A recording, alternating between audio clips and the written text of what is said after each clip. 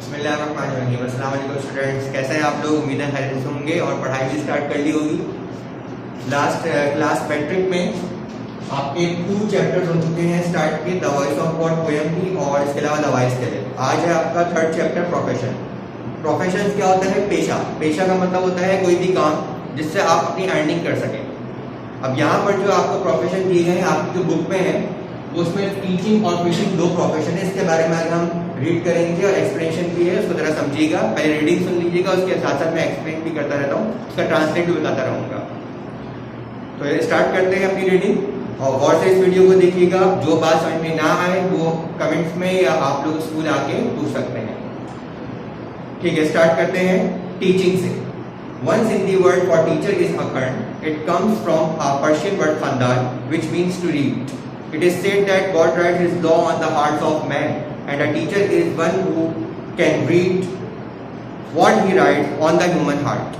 This message is a reflection of God's word found in the sacred writings as well as enshrined in the work of creation, all of which came from the divine command. Hence, a teacher is a reader par excellence, one who fulfills God's command expressed in the first word of revelation, Wahi, which says read.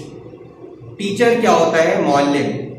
मौलिम एक के लिए एक सिंधी लफ्ज अखंड के नाम से है और ये फारसी का लफ्ज है जिसका लफ्ज निकला है खानदान से, जिसका मतलब है पढ़ना। पढ़ना का मतलब टू रीड। पढ़ने से मुराद 2 चीज़ें हैं, रीडिंग और स्टडी। कि आप किसी चीज़ की एक तो देख देख के पढ़ना बुक से, या कोई अखबार पढ़ लेना, या कोई भी ऐसा पेपर आर्टिकल्स वगैरह इंटरनेट से पढ़ लेना, उसको रीड कर लेना, वो बात अलग है। और उसी से रिलेटेड कोई एक चीज़ हो तो उसके बारे में स्टडी करना, मज़ीद जानना, तो वो चीज़ है कि आप सल्लल्लाहु अलैहि वसल्लम के पास जब पहली वही आई थी, अल्लाह ताला का पैगाम आया था, इक़रा बिस्मि रब्बिकल लज़ी खलक़, तो पहला वर्ड जो था उसके मायने ही वही है। तो उससे मुराद यही है टू रीड। कहा जाता है कि खुदा अपना कानून इंसान के दिलों पर नक्श करता है और उस्ताद ही जो है वो पढ़ सकता है जो वो खुदा इंसानी दिल पर तहरीर करता है। ये पैगाम खुदा के कलाम का अक्स होता है जो मुक़द्दस तहरीरों में मिलता है। इसके साथ साथ तख्लीक़ काम के में पोशीदा जो है वो सब का सब इज़्न इलाही से ज़बूर में आता है। लिहाजा एक उस्ताद बेहतरीन पढ़ने वाला होता है जो उस हुक्म इलाही को पूरा करता है जिसका इजहार वही के पहले लफ्ज में किया गया है जो कहता है पढ़, यानी इक़रा। उस्ताद वो है जो जानता है कि खुदा के अल्फाज को कैसे पढ़ा जा सकता है, जो इंसानी दिल या मुक़द्दस किताब या कुदरत में तहरीर शुदा है।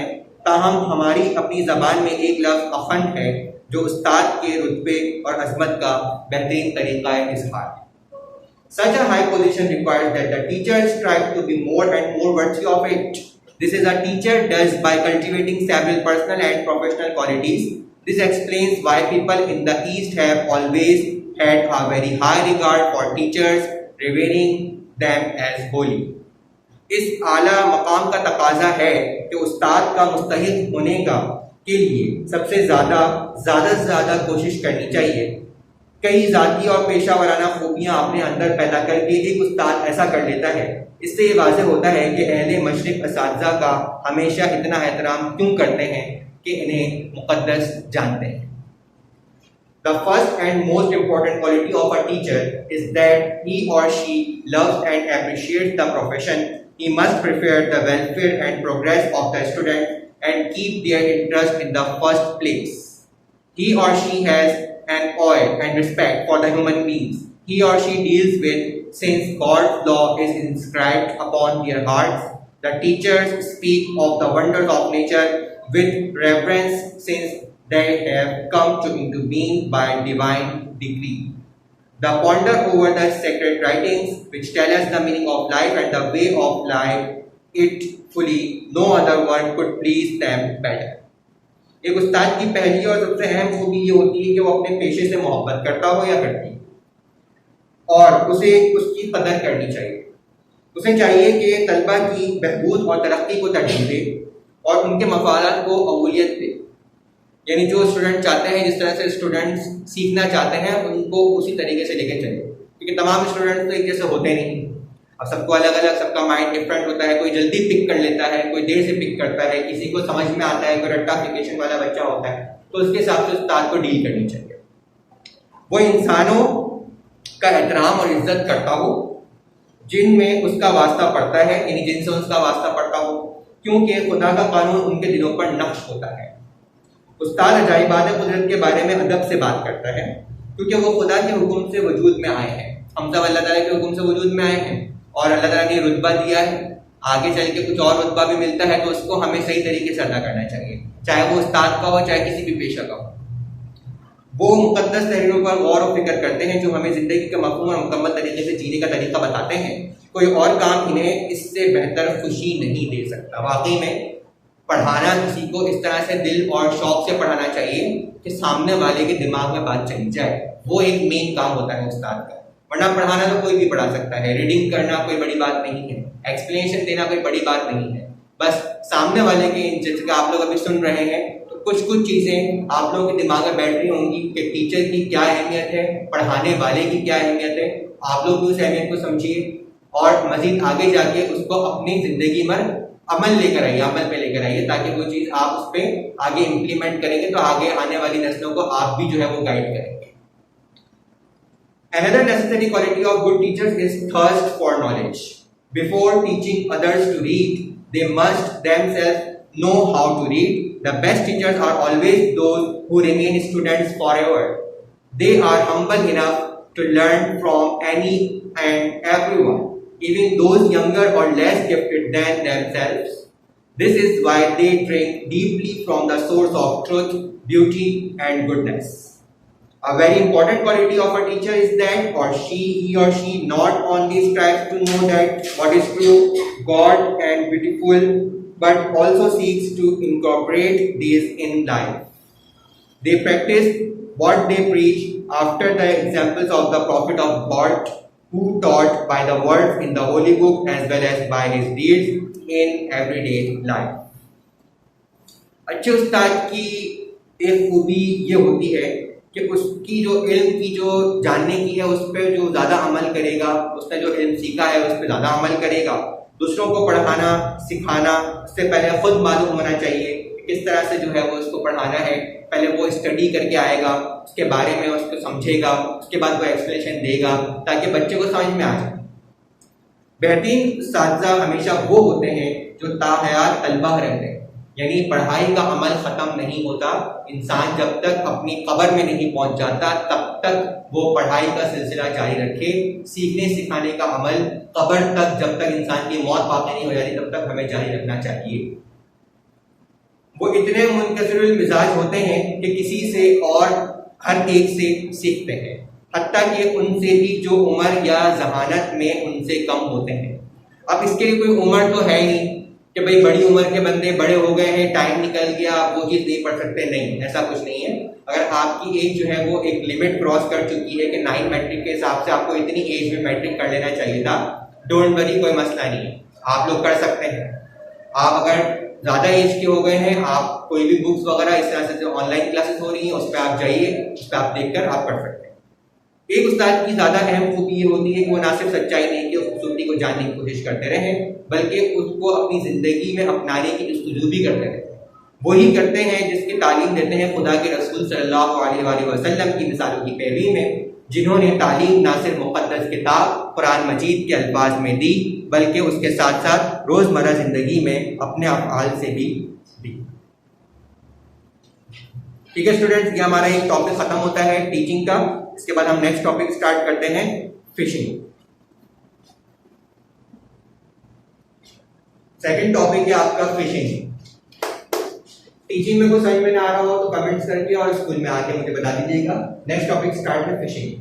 About 3/4 of our earth is covered with water. The rivers and oceans of the world are full of fishes. These fishes are an important source of our food and millions of people are engaged in catching fish. This is not just a hobby but an occupation and a flourishing trade. The fishermen sometimes work individually in their small boats and sometimes work together on large boats with machinery needed to catch fish from deep waters. They stay at sea for days and even weeks and return with tons of fish. These ships have proper arrangements for storing the fish so that catch is not spoiled before reaching the market. हमारी जमीन का 3/4 हिस्सा यानी 1/3 1/4 कह सकते हैं आप। देखिए जैसे आप अब इसमें से जो आपका हिस्सा है, ये जैसे सर्किल है, ये हमारे अर्थ है, इसमें से जो 4 हिस्सा अगर करें तो इतना हिस्सा जो है वो हमारे, इतना हिस्सा ये हमारी जो है वो लैंड है, और बाकी का जो 3 हिस्सा है ये आपका फुल ऑफ वाटर है, जिसमें oceans, rivers, seas, lake, ponds, whatever जो भी पानी का जो भी हिस्सा है वो इन तमाम चीजों में आता है। 75% हिस्सा ये आ गया, 25% हिस्सा ये आ गया। दुनिया के दरिया और समंदर मछलियों से जो भरे हुए हैं, ये मछलियां हमारी खुराक का एक अहम जरिया है, जो लाखों आदमी मछलियां पकड़ने से मुंसलिक हैं। ये सिर्फ एक मशगला ही नहीं बल्कि एक पेशा और फलने फूलने वाला कारोबार है। माहीगीर बाज़ औक़ात इंफरादी तौर पर अपनी छोटी छोटी किश्तियों पर काम करते हैं और बाज़ औक़ात इज्तिमाई तौर पर बड़ी कश्तियों में इस मशीनरी के साथ जो गहरे पानी में मछली पकड़ने के लिए ज़रूरी होती है, वो कई कई दिन बल्कि हफ्तों समंदर में रहते हैं और टनों मछलियों के साथ वापस आते हैं। अब एक दिन में जो इतनी मछली कैच नहीं होती, जिसकी वजह से उनको 10-15 दिन अपने बीच समंदर में रहना पड़ता है ताकि मछलियां ज़्यादा से ज़्यादा कैच हो। बाकी स्टोरेज का सामान वगैरह होता है, इन जहाज़ों में मछलियों को ज़ख़ीरा करने का मुनासिब इंतज़ाम होता है ताकि मछली जो पकड़ी हुई मछली है वो मार्केट में पहुंचने से पहले ख़राब ना हो जाए। The fishermen of Pakistan also engage in both kinds of fishing, inland or freshwater fishing, and sea or marine fishing. Freshwater fishing are caught from rivers, streams, canals, lakes, and ponds. This is done with nets of various sizes. These fishermen sometimes need no boats at all. The fish caught from freshwater are usually small but more tasty. They are sold locally as well as sent to the nearby towns. Pakistan में जो माहीगीर हैं वो दिनों मतलब लगा देते हैं अपनी जो है वो फिशिंग कैचिंग में, और इसके अलावा दोनों किस्म की फिश पकड़ने में मशगूल होते हैं, जैसे कि अंदरूनी या ताज़ा पानी की जो माहीगीर हैं वो समंदर या बहरी माहीगीर जो होते हैं वो समंदर से भी लाते हैं और दरिया से भी पकड़ के लाते हैं। ताज़ा पानी की मछलियाँ दरियाओं, नदियों, नहरों, झीलों और तालाबों से पकड़ी जाती हैं। ये काम मुख्तलिफ नाप के जालों से किया जाता है, क्योंकि जैसे जैसे साइज होता है फिश का वैसे वैसे जो इसका जाल बनता है, ताकि अगर आपको बड़ी मछली पकड़ने की अगर आपके पास शिप है तो फिर छोटी मछलियां ना आए, इसके लिए बड़ा जाल होता है ताकि बड़ी मछली उसमें कैच हो जाए, छोटी मछली छोटे जाल बड़े इसके जो सुराख होते हैं जाल को उससे निकल जाए। पाकिस्तान के माहीगीर भी दोनों किस्म की मछलियां इसलिए करते हैं कि जैसे कि कोई समंदर की मछलियां खाने पसंद नहीं करता तो उसको मीठे पानी की मछलियां ज़्यादा पसंद होती हैं, जिसकी वजह से वो टेस्ट में भी जो है वो डिफरेंशिएट आ जाता है। इन माहीगीरों को बाज़ औक़ात कश्तियों की बिल्कुल ज़रूरत नहीं होती। ताज़ा पानी की पकड़ी हुई मछलियाँ अमूमन छोटी लेकिन ज़्यादा लजीज होती हैं, टेस्टी होती हैं। तो ताज़ा पानी यानी फ्रेश वाटर, जैसे कि जो समंदरी पानी से ना हो, नमकीन पानी से ना हो, वो मकामी तौर पर फ़रोख्त करने के साथ साथ कस्बों में भी भेजी जाती हैं। अब मैरीन फिशिंग कहते हैं हम समंदरी मछलियों को पकड़ने को मैरीन फिशिंग, और फ्रेश वाटर फिशिंग कहलाती है जो कि ताज़ा पानी की मछलियाँ हैं। अब मैं आगे रीड कर रहा हूँ मैरीन फिशिंग के बारे में। Marine fishing is done in the Arabian sea along the coast. In fishing season, boats of all sizes go out, face the dangers of the sea and catch fish. Sometimes the weather turns rough without any warning. These boats are then at the mercy of the storms against which they are quite helpless. The government is now taking keen interest in improving and modernizing the fish industry. Fishermen are given loans to buy bigger and better boats or trawlers so that they can go farther from the shore, and fish markets are being set up in deep waters. Fishing nets of good quality are being made available at low prices. Fish harbors and fish markets are being set up. Weather stations have been built along the coast and on offshore islands to warn the fishing boats of storms. Some boats are now also fitted with wireless receivers. A fisheries training institute and a fisheries technology laboratory have also established at Karachi. Several byproducts are obtained from fish, for example, glue, manure, and liver oil. Fishing is one of our most important industries, but chemical waste oil thrown in the rivers and the sea are causing damage to the fresh water and marine life. समंदरी माहीगीर बहीरा अरब के साहिल के साथ साथ की जाती है। माहीगीर के मौसम में सभी जिसामत की कश्तियां खुले समंदर में चली जाती हैं, समंदरी खतरात का मुकाबला करती हैं और मछलियां पकड़ती हैं। बाज़ औक़ात मौसम बगैर किसी तंबी के ख़राब हो जाता है। अब अचानक मौसम ख़राब हो गया, तूफान आ गया, लहरें जो है वो बड़ी से बड़ी हो गई, कश्ती संभालना मुश्किल हो जाता है। तब क्या होता है, कश्तियाँ तूफान के रहमो गरम पर ही होती हैं, जिसके मुकाबले में बिल्कुल बेयारो मददगार हो जाती हैं। अरेंजमेंट इस तरह से होती है कि बिल्कुल कोई खतरा ना हो, पानी अंदर जाए ना, जिसकी वजह से वो भी सेफ रहें और आपकी जो मछलियाँ जो उन्होंने पकड़ी हैं आपके मार्केट के लिए, जो मार्केट में पहुँचाएंगे सप्लाई के लिए, तो वो भी सेफ रहे। हुकूमत अब माहीगीरों की सनत को तरक्की देने और जदीद बनाने में काफ़ी दिलचस्पी ले रही है। माहीगीरों को बड़ी और अच्छी कश्तियाँ या ट्रॉलर खरीदने के लिए कर्जे दिए जाते हैं, क्योंकि जाहिर सी बात है एक बिजनेस करने के लिए, अब बिजनेसमैन है वो काम करना चाहता है, तो उसके लिए उसको थोड़ा बहुत पैसा तो चाहिए ताकि वो अपनी इन्वेस्टमेंट कर ले। तो जिसकी वजह से वो कर्जा लेता है, जब वो उसके इन्वेस्टमेंट लगाने के बाद जितना वो इनकम एज अ प्रॉफिट ले लेता है अपने पास, तो उसके बाद वो कर्जा वक्ती मतलब जो एक टाइम होता है, किस्तों इंस्टॉलमेंट बोलते हैं, उसमें जो है वो दे देता है। मछली बंदरगाहें और मछली मार्केट कायम की जा रही हैं। साहिल के साथ साथ और साहिल से दूर जजीरों पर मौसमियात के दफातर कायम किए जा रहे हैं, ताकि माहीगीर कश्तियों को तूफान से खबरदार किया जा सके। कि एक पॉइंट होता है, वहां पर बोला जाता है जैसे कि आपका रडार सिस्टम होता है, एयर ट्रैफिक कंट्रोल होता है, इस तरह से इनका भी ट्रैफिक कंट्रोल, समंदरी ट्रैफिक कंट्रोल होता है, जिसमें ये बताया जाता है कि देखें इस एरिया में आप जाएंगे तो आपका कोई तूफान का खतरा है, तो फिलहाल आप ना जाएं, जब तूफान टल जाए उसके बाद आप शिकार पे जा सकते हैं। कुछ कश्तियों पर अब वायरलेस रिसोर्ट भी लगाए जा रहे हैं, नस्ब कर दिए जा रहे हैं, ताकि उससे उनको खुद अंदाजा हो जाए कि यहाँ पर हमें आगे नहीं बढ़ना है या किस पोजीशन पे हम जा रहे हैं। माहीगीरी एक तरबियत गाह और माहीगीरी एक तरक्याती तजुर्बा गाह कराची में कायम है। मछलियों से बहुत सी ज़िमनी पैदावार भी हासिल की जाती है, जैसे कि फ्रेश खाद, मछली का तेल वगैरह। माहीगीरी हमारी सनतों में से एक बहुत अहम बड़ी सनत है, ख़ासतौर पर कराची। तो कराची की जो, क्योंकि समंदर कराची में है, जिसकी वजह से वो पूरे पाकिस्तान को जो है वो कंप्लीट कर रहा है। समंदर और दरियाओं में फेंका जाने वाला कीमियाई फुजला और तेल ताज़े पानी और समंदरी हयात को नुकसान पहुंचा रहा है। जो केमिकल वेस्ट होता है, जो ऑयल वगैरह जो समंदर में बहाए जाते हैं, वो ज़्यादातर हमारी मछलियों को, जो समंदरी जो लैंड एनिमल्स के अलावा जो सी एनिमल्स हैं, इनको ज़्यादा खतरा होता है। जब केमिकल वेस्ट, कोई भी ऐसा केमिकल समंदर में फेंका जाता है, उससे उनको सांस लेने में दुश्वारी होती है और दीगर चीज़ें भी उनके लिए प्रॉब्लम करती हैं, जिसकी वजह से वो वहीं पर ही किल हो जाते हैं, समंदर में चीज़ें कम हो जाती हैं। वक्तन ये चीज़ बढ़ती है। मैं आपको थोड़ा सा सीक्रेट इस बारे में बताऊं कि जून जुलाई का महीना है, ये थोड़ा सा ऐसा महीना होता है कि जिसमें ब्रीडिंग सीजन होता है इनका, जैसे कि फिश का और जो जितने भी सी फूड आइटम्स है, उसमें जो है वो होता ही है कि उसमें शिकार करना बिल्कुल पाबंदी लगा दी जाती है, ताकि शिकार ना हो और ज़्यादा से ज़्यादा पैदावार बढ़ जाए, ताकि अगस्त में जब जो सीज़न स्टार्ट होता है उसमें हमारे पास ज़्यादा से ज़्यादा चीज़ें आना शुरू हो जाए, फिर वो नवंबर, दिसंबर, जनवरी तक चलता रहता है। तो इससे होता है कि पूरे पाकिस्तान को जो है पूरी सप्लाई हो जाती है और सब जो है वो मछली जो शौक से खाते हैं उनको मिल जाती है आसानी से। उम्मीद है कि चैप्टर को समझ में आया होगा, टीचिंग और फिशिंग के बारे में दोनों प्रोफेशन से आपके सामने, और नहीं समझ में आया होगा तो उसके बारे में आप स्कूल से कांटेक्ट कर सकते हैं, आ सकते हैं, स्कूल में रब्ता कर सकते हैं।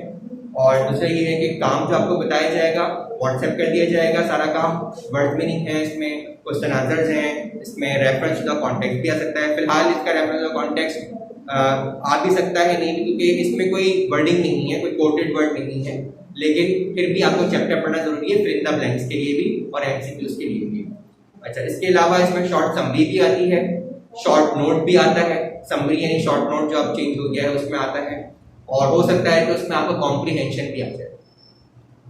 मजीद मालूमात के लिए हमें कमेंट्स कीजिएगा और हमें इसका फीडबैक जरूर दीजिएगा। Thank you.